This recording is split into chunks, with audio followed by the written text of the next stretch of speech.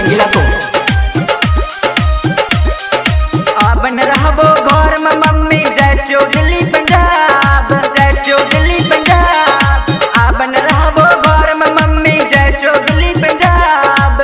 काम न करबो घर में हमें, काम न करबो घर में हमें कोले बोबिया है गे मम्मी गे तोरा पुतहु दे बोलाए है गे मम्मी गे तोरा पुतहु दे बोलाए है गे मम्मी गे तोरा पुतहु दे बोलाए है गे मम्मी गे।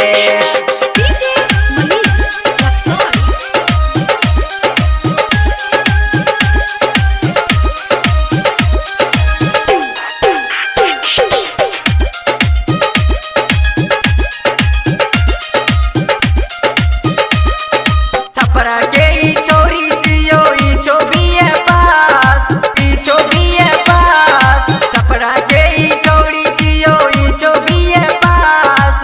लगे छो देखै में ई गे, लगे छो देखै में ई गे सुपर स्मार्ट है गई मम्मी गे जय चो कोले बोबिया है गई मम्मी गे जय चो कोले बोबिया है गई मम्मी गे तोरा पुतहु दे बोलाए है गई मम्मी गे है गई मम्मी गे है गई मम्मी गे।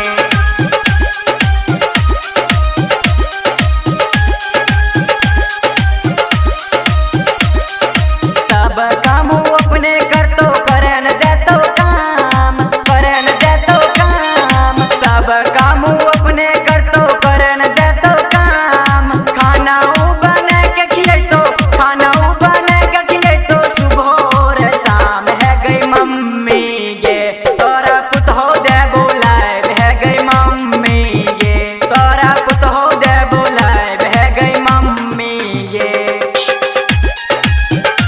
है गई मम्मी गे है गई मम्मी गे।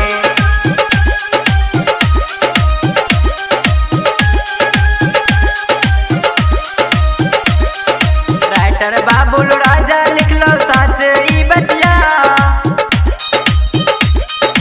राइटर बाबुल राजा लिखलो साच ई बतिया।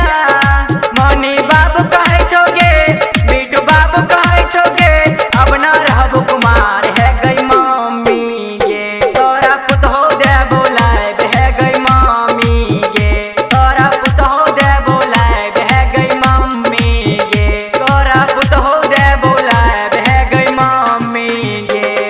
LIC music recording studio Triveniganj Supaul.